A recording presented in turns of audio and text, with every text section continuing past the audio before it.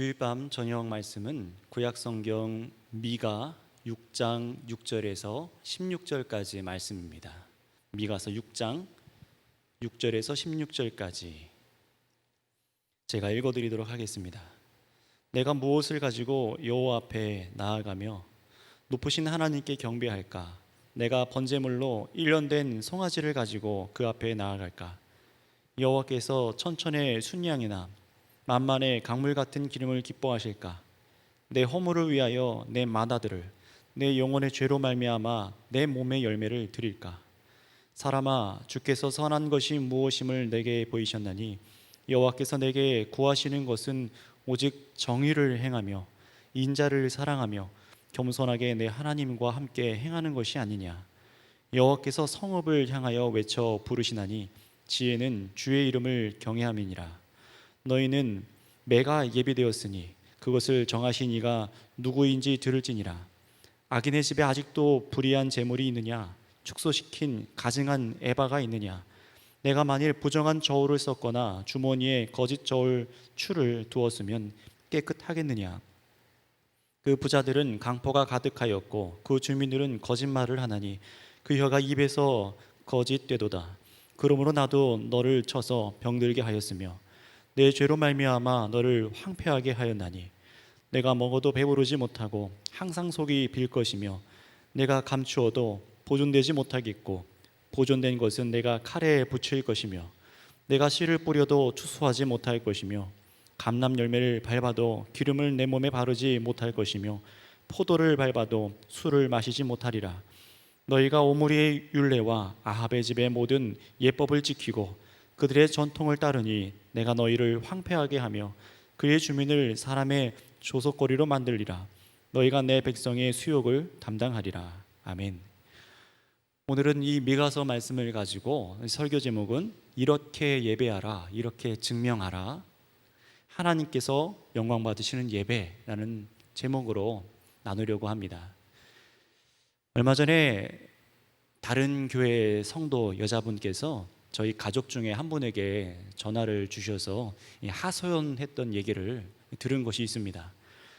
죄책감에 시달리기도 하고 너무 놀라서 속상해서 연락을 하셨다고 하더라고요. 내용이 뭐냐면은 이 여자분이 일하는 일터에서 함께 일하는 분이 계신데 그분이 다른 곳에 갔다가 확진자랑 있었던 공간에 계셨던 거예요. 물론 멀찍이 떨어져서 짧은 시간 같이 있었지만 이 여자 성도분이 생각하기에 그래도 혹시 모르니까 또 이렇게 전염이 돼서 다른 사람에게 누가 될지도 모르니까 자진해서 집에서 2주간 자가 격리를 한 거예요. 참 현명하고 다른 사람을 배려하려는 이 마음이 있으신 거죠. 그래서 이 사정을 교회에다가 전화해서 얘기를 했더니 이 전도사님이라는 분이 위로를 해주는 것이 아니라 돌아온 말이 뭐였냐면은 믿음이 없다고 얘기를 한 거예요. 믿음이 없다. 혹 모를 일을 대비해서 자신의 직장이나 또 가족, 교회 공동체에 누를 끼치지 않기 위해서 이 방역에 동참한 건데 믿음이 없다는 소리를 그것도 교회 전도사에게 들으니 너무 속이 상하는 겁니다. 자신이 잘못된 건가? 아니 내가 뭘 잘못한 거지? 정말 내가 믿음이 없는 건가? 막 죄책감에 시달리다가 저희 가족분에게 전화를 해서 이걸 어떻게 이해해야 되는지 연락을 하신 거였더라고요. 교회 모임이나 식사에 참여하지 않는 것은 지금 방역 때문에 그렇게 하는 건데 이걸 믿음 없다고 정죄해 버리니까 그 여자 성도분이 느끼기에 어떻게 느꼈겠습니까? 저도 이 얘기를 옆에 전해 듣는데 너무 속상하고 화도 나고 그 여자 성도분이 다른 교회 분이지만 이 성도분이 너무 안쓰러운 거예요. 이런 비난을 하는 분들은 도대체 자신이 무슨 믿음이 있길래 이런 믿음이 없다고 정죄를 하는 걸까요? 이 얘기를 듣고 난 후에 말씀을 보는데 딱 예수님이 이런 말씀을 하신 게 눈에 띄었습니다. 마태복음 12장 6절에서 8절 말씀인데요. 내가 너희에게 이르노니 성전보다 더 큰 이가 여기 있느니라. 나는 자비를 원하고 제사를 원하지 아니하노라 하신 뜻을 너희가 알았더라면 무죄한 자를 정죄하지 아니하였으리라. 인자는 안식일의 주인이라 하시니라. 예수님은 제사라던가 그런 예배드리는 행위보다 무엇을 원하신다고요? 자비를 베풀기를 원하신다라고 말씀하시는데, 그 당시에 종교 지도자들, 이 바리새인들은 안식일법을 지키지 않는 사람을 정죄를 했습니다. 예수님과 그 제자들을 정죄하는 것이죠.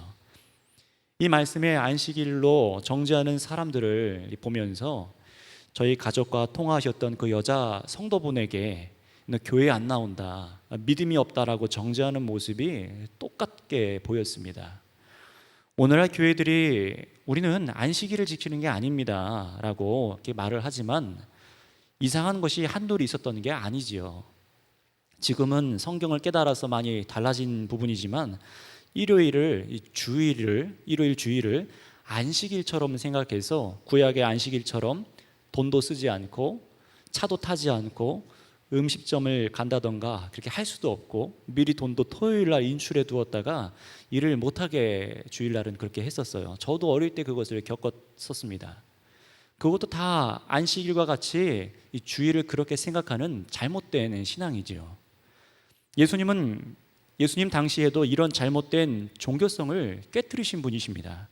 안식일에 일하지 말라라는 이 법을 정면으로 깨뜨려 버리신 분이에요. 그런데 여전히 주일을 안식일처럼 생각해서 주일날 교회로 건물로 모이지 않으면은 이 큰일 나는 일처럼 생각을 하고 신앙을 배도하거나 성경을 위배하거나 믿음 없는 사람처럼 취급하는 사람들이 있다는 게 너무 놀라운 거예요. 게다가 바이러스 확산 방지를 위해서 가족이나 이웃이나 교회 공동체를 위해서 스스로 자가 격리를 한 것인데 믿음이 없다니요. 그건 바리새인의 정죄입니다. 또 마가복음 2장 27절 말씀을 보면은 예수님이 이렇게 말씀을 하세요. 또 이르시되 안식일이 사람을 위하여 있는 것이요 사람이 안식일을 위하여 있는 것이 아니니. 이게 무슨 말씀입니까? 예수님은 안식일에 대해서도 이렇게 말씀하십니다. 안식일이란 날이 사람을 위해서 있는 거다라고 말씀을 하시는 거예요.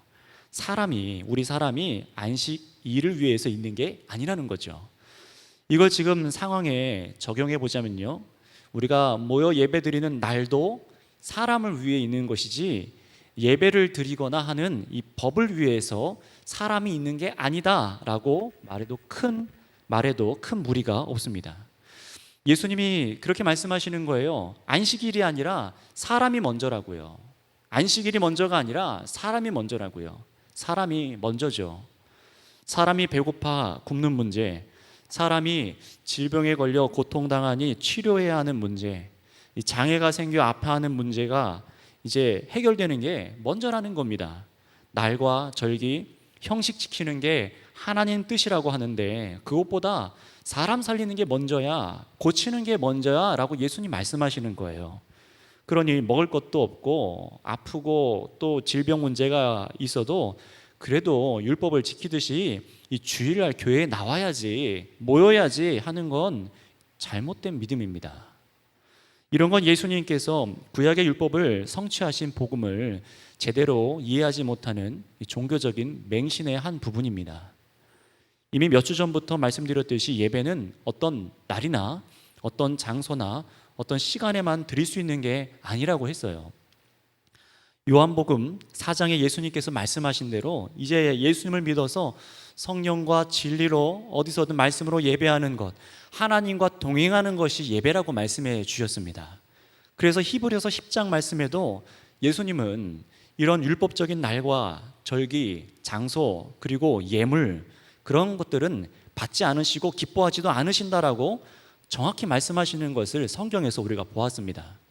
그런데 예수님을 믿는다고 하고 교회라고 하며 믿음을 운운하는 사람들이 여전히 주일을 안식일처럼 여겨서 교회 건물로 나오지 않는 사람을 정죄한다면 도대체 그 믿음은 무슨 믿음입니까? 또 교회 건물을 성전처럼 생각하는 것은 또 무엇입니까? 그런데 이 문제는 방금 말씀드린 어떤 전도사님과 몇 교회의 문제가 아니라 생각보다 많은 교회가 이런 생각을 품고 있다는 거에 있습니다. 얼마 전에 문재인 대통령과 함께 개신교 교단 대표분들이 모여서 얘기한 내용을 기사에서 봤어요. 16명이 되는 이 교단의 대표 목사님들 중에서 그 중에서 3명, 세 교단이 우리는 교회 건물에 모여서 대면 예배를 하겠다, 생명 걸고라도 하겠다, 교회의 생명은 예배다 이러면서 대면 요구를 요청했다고 합니다. 그 자리에서 주일에 모여 예배 드리는 것을 강행하겠다라는 것이 이 세 명이 속한 교단들의 교회들의 한 얘기죠. 그러니 그 교회가 얼마나 많겠습니까? 국가 브리핑을 보니까 이 2주간 방역에 동참해서 온라인 예배를 드려달라고 요청을 했음에도 불구하고 여전히 대면 예배를 한 교회가 2,000 교회가 된다고 합니다. 그것도 파악된 것만 그렇다는 거죠. 제가 왜 오늘 읽은 본문에 관한 설교를 하기 전에 이렇게 앞서서 이런 얘기들을 하는 걸까요? 그 이유는 우리 그리스도인들이 성경에서 말씀하고 있는 예배에 대해서 제대로 알아야 된다고 생각하기 때문입니다. 왜냐하면 우리가 예배하는 것의 가장 큰 목적은 하나님께 영광인데, 이 하나님께 영광을 돌리는 예배가 무엇인지 바로 알아야 하기 때문입니다. 앞에 말한 특정 교단의 목회자나 교인들처럼 주일날 대면해서 예배하고 애찬까지 해야 한다, 이 예배는 목숨과도 바꿀 수 없다고 하는데, 정말 그런 예배가 하나님께 영광이 되는 예배인가? 하나님이 찾으시는 예배인가? 여기에 대해서 우리 분명히 해야 되지 않겠습니까? 이것이 분명해야만 우리는 잘못된 신앙관에 선동되지 않고 잘못된 신앙으로 흘러가지 않을 수 있습니다. 그래서 이웃을 배려하는 성도를 정죄하지 않을 수 있어요. 또 예배를 정한 날과 시간, 장소에서 드리는 것을 하나님께서 영광 받으신다라는 그릇된 신념에서도 벗어날 수가 있습니다. 여러분, 모여드리는 예배를 외치기 전에 하나님이 원하시는 사람부터 되라라는 것입니다. 다시 말씀드리겠습니다. 모여 예배를 드리기 전에, 모여드리는 예배를 외치기 전에 하나님이 원하시는 사람부터 되는 것이 먼저예요.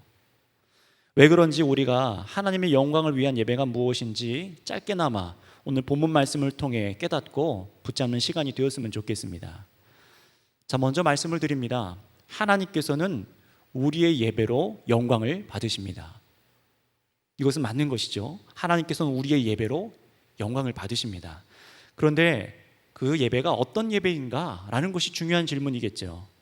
비대면 예배를 거부하는 분들처럼 주일 하루를 거룩하게 여겨서 성수에서 교회 건물에 모여 형식을 갖춰서 예배하는 것, 그것을 말하고 있는 것일까요?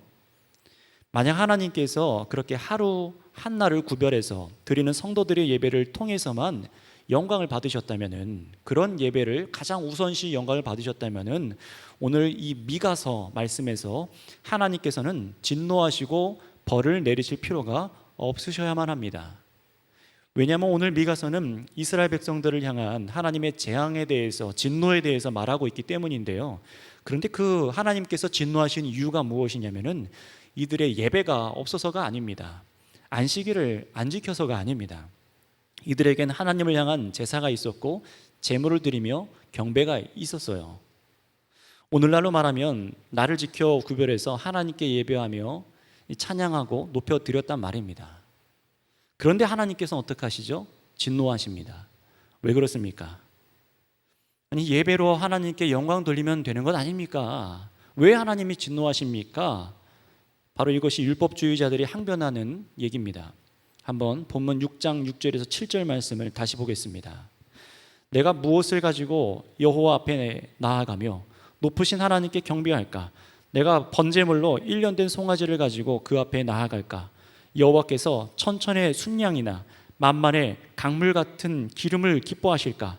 내 허물을 위하여 내 맏아들을, 내 영혼의 죄로 말미암아 내 몸에 열매를 드릴까? 도대체 뭘 더 드려야 합니까? 뭘 더 드려야 하고 어떤 예배를 더 드려야 만족하시고 재앙을 거두실 것입니까? 우리가 뭘 잘못했기에 우리를 흩으시고 파하시고 멸망케 하시려는 것입니까? 내 자녀의 목숨까지 바쳐야 됩니까? 목숨 걸고 해야 되나요? 지금 이런 뉘앙스의 말씀이 기록되어 있는 거죠. 그런데 미가 선지자를 통한 하나님의 대답은 간단하세요. 그런 것들은 하나님이 원하시는 선이 아니라고 말씀하십니다. 한번 8절 말씀을 읽어보겠습니다. 사람아, 주께서 선한 것이 무엇임을 내게 보이셨나니 여호와께서 내게 구하시는 것은 오직 정의를 행하며 인자를 사랑하며 겸손하게 내 하나님과 함께 행하는 것이 아니냐. 아멘. 무슨 말씀입니까? 쉽게 말하면 사람부터 되라는 거죠. 이미 하나님께서는 선을 보여주셨잖아 라고 말씀하시는 겁니다. 여러분, 그 선은 무엇입니까? 그저 내가 율법대로 예배를 최선을 다해 드린다는 그런 최선의 선이 아니지요. 하나님께서 백성이 드릴 선한 것이 무엇인지 보여주셨다고 말씀하시는 거예요. 그것이 무엇입니까?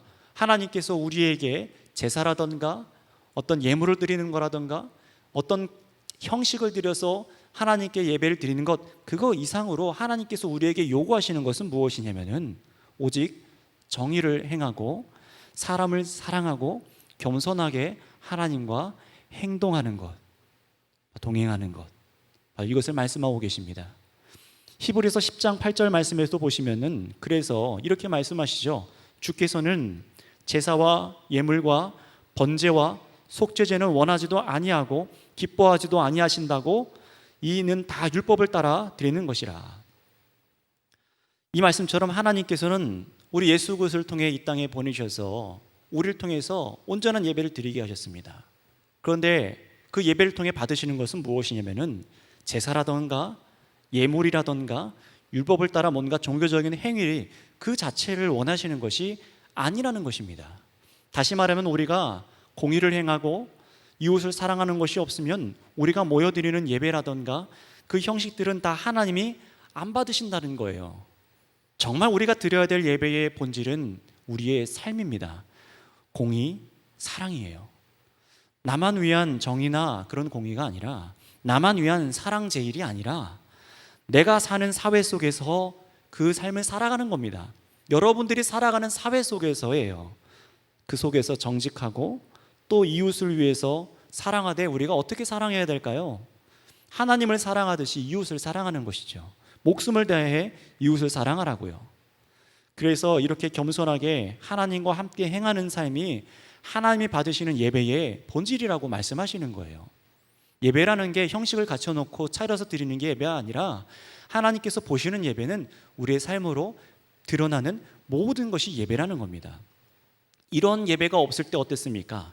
삶의 변화가 없이 율법적인 예배를 고집하지만 하나님께서는 이 본질이 빠진 이스라엘 백성들을 그때마다 어떻게 하셨죠? 심판하셨습니다.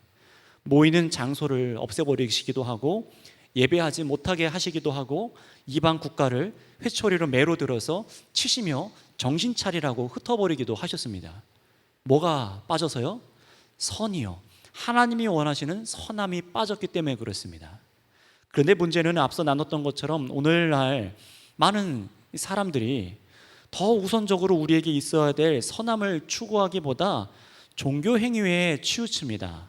모이고 그 안에서 봉헌하고 그 안에서 성가대가 있어야 하고 애찬을 하고 그걸 위해 최선을 다해요. 물론 여러분, 모이는 게 나쁜 게 아닙니다. 우린 힘써 모일 의무가 있는 교회 공동체예요. 예수님의 한 몸이죠. 이 부분은 제가 자세하게 설교했던 부분이기 때문에 여기서는 더 말하지 않겠습니다. 하지만 본질이 더 중요하다는 거예요. 우리가 아는 예배의 모임과 형식은 이 본질을 담는 틀입니다.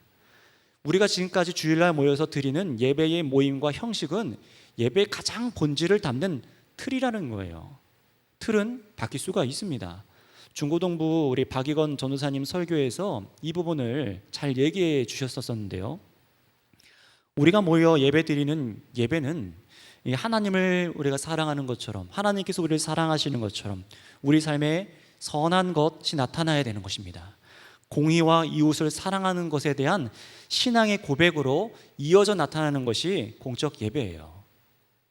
로마서 12장에서 그래서 뭐라고 말씀하십니까? 진짜 예배가 무엇인지 정확하게 예배 얘기를 하고 있죠. 한번 생각해 보세요. 로마서 12장에서 말씀하시는 참된 예배는 무엇입니까? 우리의 삶이 예배입니다. 우리의 몸을 산 제사로 드리는 겁니다. 교회 건물에 나와서 1시간 우리의 몸을 거룩하게 앉아서 드리는 것이 아니라 24시간 우리의 몸을 산 제사로 드리는 거예요. 모여드리는 예배, 삶의 예배를 조금 구별하자, 그런 말이 성경 말씀이 아닙니다. 예수님을 내 구주로 고백하고 성령님이 내 안에 함께 계셔서 내가 성령이 거하시는 성전으로서 하나님과 동행하며 살아가고 뭐든 먹고 마시며 일어나며 눕고 하는 삶 전체가 예배라는 것입니다. 하나님께서 받으시는 예배는 바로 이런 것입니다. 하나님과 동행이 일어나는 것이 예배예요. 내가 하나님과 겸손히 동행하여 하나님의 공의가 무엇인지, 하나님의 사랑이 무엇인지 삶을 통해서 세상에 보여주고 살아가라고요. 거기서 하나님은 영광을 받으십니다. 또 공동체가 그런 삶을 살 때, 그들이 그렇게 삶을 살 때 모여드리는 예배도, 그 고백도 하나님께서 받으시는 영광이 되는 것입니다. 그럴 때만입니다. 그런데 지금 몇 주간만이라도 국가와 이웃을 위해서, 배려해서 이웃의 건강을 위해서 예배 형식을 대면 예배에서 이제 비대면 온라인으로 드려달라 협조를 요청하는 건데, 그거 안 하겠다는 겁니다. 자신들이 원하는 하나님께 영광을 돌리는 예배를 죽어도 하겠다는 거예요. 그렇다면 그들이 드리는 예배를 통해서 하나님께서는 도대체 어떤 영광을 받으셔야 할까요? 안타깝게도 교회가 중심으로 심각하게 나라 안에 이 바이러스를 퍼뜨리는데 역할을 지금 했습니다. 부정할 수 없는 현실이죠. 사랑제일교회는 도리어 어떻게 했습니까? 국가가 바이러스 테러를 했다, 또 걸린 숫자를 부풀렸다 이러지만 거기에 속는 사람은 이제 없습니다. 지방에서부터 올라와서 광화문 집회나 그런 곳에 가서 다 옮아서 전국으로 지금 퍼져버린 상황이죠. 물론 대다수의 교회가 그런 것은 아닙니다. 이 생각에 동조하고 움직인 교회들이죠. 이미 여러분이 어떤 상황인지 조그만 뉴스를 봐도 아실 것입니다. 어제 뉴스에서는 며칠 된 것 같아요. 한 2, 3일 됐나요? 기저귀 찬 아기들도 코로나에 걸려서 병원을 가고 싶어도 병상이 없어서 입원을 못하고 있다는 뉴스를 봤어요. 너무나 많은 사람이 걸려버린 거죠. 세상에선 누가 이 문제의 중심에 있다고 봅니까? 이 교회죠. 전광훈이라는 사람이 어떤 목사인지, 어디 교단인지, 이 사람이 이단인지 아닌지 세상 사람들은 알 수가 없어요. 그냥 그들에게 보이는 건 개신교인입니다. 그래서 지금 개신교는 전체를 싸잡혀서 욕을 먹고 있는 중입니다. 복음을 전하다가, 사랑하다가 핍박받아 순교해서 그런 고난을 받는 게 아니라 전광훈 목사와 그 일당 중심으로 기폭제가 되었고, 전국에 이런 맹신을 가진 교회들이 동조해서 오히려 이웃의 건강을 해치는 바이러스 전파자들이 되어버렸습니다. 부정할 수가 없어요. 식당들과 작은 가게들을 하는 분들은 다시 격상된 사회적 거리두기로 더 경제적으로 힘들어지고 있고요. 수능생들 중에도 광화문 집회 갔다 온 할머니, 할아버지들을 통해서 그 집의 손주, 손녀가 코로나 바이러스에 걸려 격리되기도 하고 학교가 또 등교를 못하게 되는 위기에 놓였습니다. 우리가 잘 알고 있었던 사건 3월 달에 신천지나 또 이후에 일어났던 이태원 클럽이나 콜센터 이 감염 확산세보다 더 빠르게 커지고 문제가 생기고 있습니다. 게다가 광화문 집회를 갔다 온 걸 숨기고 또는 교회 간 걸 숨기거나 증세가 있어도 어디를 다녔는지 이 동선에 대해서 거짓말로 하다가 더 문제가 커졌죠. 정직하지 않고 거짓말을 하는 겁니다. 교회 다니는 사람들이요, 목회자 부부가요. 그러니 세상의 사람들은 더 이상 개신교인들이 말하는 사랑은 안 믿는다고 말해요. 하나님을 더 멀리합니다. 교회가 세상과 하나님을 가깝게 해야 되는데 교회가 세상과 하나님 사이를 갈라놓고 있는 거예요. 목숨 걸고 대면 예배 하겠다는 신념 때문에 그렇습니다. 그러면 하나님께서는 이런 행동을 한 사람들을 통해 무슨 영광을 받으셔야 될까요? 날과 절기를 지킨 너희가 참 대단하구나, 너희 정성을 받을게 하실까요? 만약 이런 것으로 영광 받으실 분이셨다면 하나님께서는 예수님을 이 땅에 보내실 필요가 없으셨습니다. 그냥 그저 구약시대처럼 날과 절기 성전에 모여서 그 날만, 그 시간만 잘 지키면 되는 거니까요. 여러분, 우리가 해야 할 것은 내 삶의 주인 되신 하나님을 세상에 보여주는 게 예배입니다. 하나님과 동행하는 삶에 공의가 있다는 것을 보여주는 거예요. 여러분을 통해 정의가 일어나는 것을 보여주세요. 하나님을 믿는다는 사람들이 더 이웃을 위해 친절하고 사랑하고 배려하는 것을 보여주세요. 말로만 아니라 형식을 초월해서 하나님이 우리를 다스리고 계신 것을 보여주시기 바랍니다. 날과 절기, 시간, 장소에 묶이는 하나님이 아니시라 정말 언제나 우리와 동행하시는 하나님이시라는 것을 여러분의 삶을 통해 보여주시기 바랍니다. 그러니 정말 성경적으로 하나님의 요구를 여러분이 이행하고 하나님께 영광 돌리는 예배를 드리겠다, 생명과 같은 예배를 드리겠다 하시면은 이웃의 건강을 위하세요. 공공의 안전을 위해 어떻게 지혜롭게 해야 될지 생각하고 결단해야 합니다. 나아가서 미가서에서 말하는 공의가 우리 안에 일어나도록 해야겠지요. 미가서에서 기록된 이 죄를 보면요, 이 9절에서 16절까지 말씀을 쭉 보면은 부정한 소득으로 이익을 본 사람들의 죄악을 고발하고 있어요. 불로소득에 대한 것이죠. 더 부풀려 돈을 받고 거짓을 말합니다. 소수가 아니라 다수가 그렇게 살아가고 있는 거예요. 이게 세상 사람이 아니라 하나님 백성이 이러고 있는 거예요. 하나님께서 날과 절기에 예배를 하지 않아서 회초리를 드신 것이 아니라 믿는다고 하는 사람들이 삶에 이런 악행이 있는 것에 대해, 삶 속에 참된 예배가 일어나지 않는 것에 대해 재앙을 내리시겠다는 것입니다. 여러분, 그래서 오늘날 세상의 사람들도 지금 이렇게 개신교에 대해서 더 매몰차게 하는 이유가 무엇입니까? 아까 말씀드렸듯이 16교회 교단 대표 중에서 3교회만 반대를 하고 나머지 분들과 교회들은 동참했어요. 그런데 거기에 대해서 칭찬하지 않습니다. 왜 그렇습니까? 왜 개신교에게 더 매몰찬 겁니까? 물론 이것은 복음에 대한 반기로 교회를 핍박하는 것도 분명히 있습니다. 교회는 세상으로부터 핍박을 받게 되어 있습니다. 하지만 더 큰 문제와 그 이유는 무엇이었습니까? 교회가 예배를 그렇게 강조하면서도, 하나님께 영광을 그렇게 강조하면서도 교회 안에 예배드리는 사람들이 안 바뀌었기 때문에 그렇습니다. 하나님을 예배한다는 사람들이 상식과 윤리와 도덕과 이웃을 배려하는 것이 더 낮은 수준으로 떨어지고 이기적이고 교회 가서 회개만 하고 여전히 불의한 돈을 취하고 불법을 저질러요. 이런 작은 것 하나라도 세상은 보고 경악을 하는 겁니다.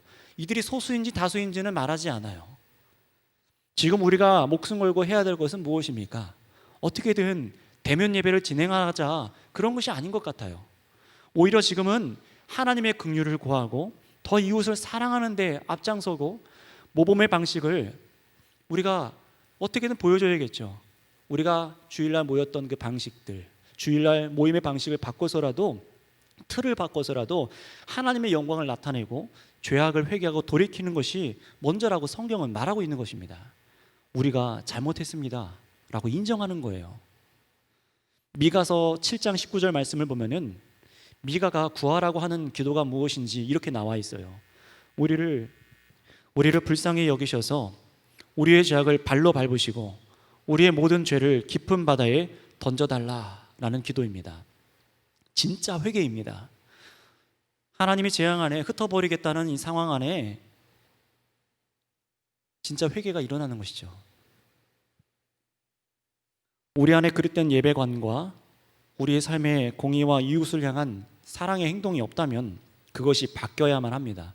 회개해야만 합니다. 교회가 우리의 것을 주장하는 것이 아니라 우린 낮아져서 회개해야 합니다. 인터넷 글을 보다 보니까요, 어떤 분이 이런 얘기를 하시더라고요. 기사 내용은 어떤 거였냐면은 어떤 교회 연합회에서 입장문을 발표한 기사였어요. 내용은 대면 예배를 금지하고 온라인으로 하면은 많은 교회 교인들이 신앙이 흔들린다, 헌금에 감소가 생긴다, 작은 교회들은 더 어려워진다, 그러니 종교의 자유를 억압하지 말라, 이런 내용을 발표하는 목회자분들의 말을 보며 저도 속상해하고 있는데, 더 속상한 건 뭐냐면은 그 글에 어떤 믿지 않는 분이 댓글을 이렇게 달아놨더라고요. 그것 때문에 더 속이 상했는데요, 이런 글이었어요.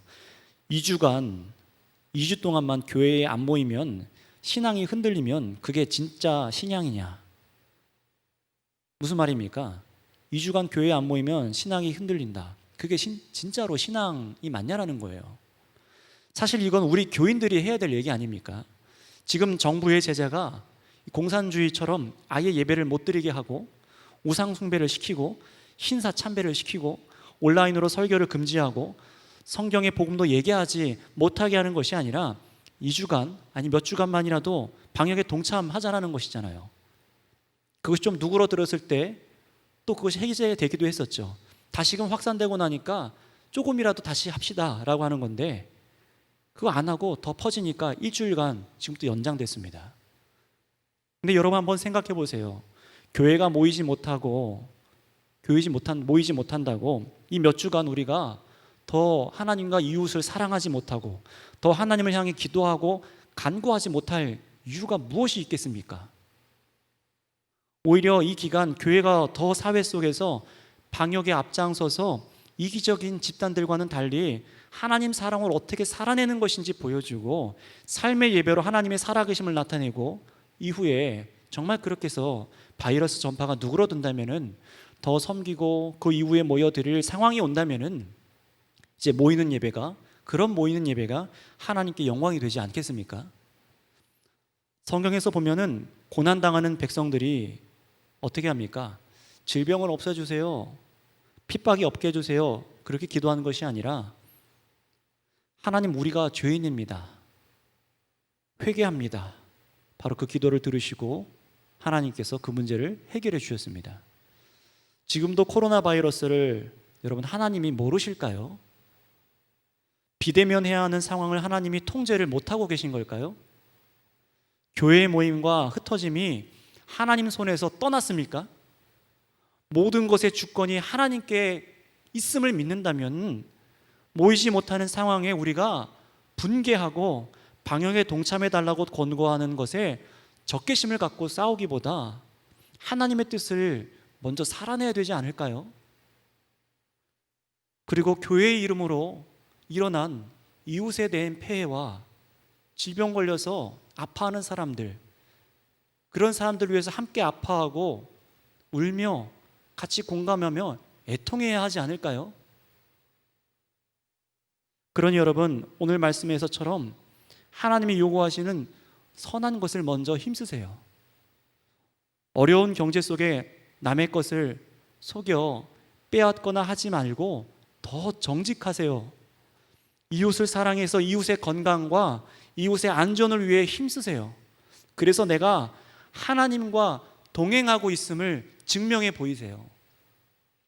일주일 중에 하루 1시간 모여 예배로 증명하는 것이 아니라 여러분의 일주일 24시간을 삶으로 여러분이 하나님께 예배드리고 있음을 증명하시기 바랍니다. 하나님의 영광을 위해 예배한다면 그리 하시기 바랍니다. 기도하겠습니다. 하나님 아버지, 예수 그리스도의 사랑으로 믿음으로 동행하여 주심에 감사합니다. 우리 삶이 예배가 되게 하여 주셨고 우리의 행함이 하나님이 받으시는 제사가 되게 하여 주심에 감사합니다. 우리를 통해 세상에 하나님의 공의가 무엇인지 나타나게 하시고 정말로 인자를 사랑하면 무엇인지 우리가 빛을 발하게 하여 주셔서 우리가 하나님과 겸손히 동행하는 삶으로 예배하고 있음을 증명하는 교회들이 되게 하여 주시옵소서. 또 회개하는 것은 예수님의 복음을 비방하게 만들고 교회를 병들게 한 우리들의 죄악과 잘못이 있다면 회개하오니 말씀대로 우리가 돌이키게 하시고 하나님의 성령으로 회복하게 하여 주시옵소서. 정말 하나님과 교회를 사랑하며 이웃을 사랑하며 그렇게 드려지는 삶을 통해 하나님의 영광 나타내 주시옵소서. 예수 그리스도의 이름으로 기도드렸습니다. 아멘.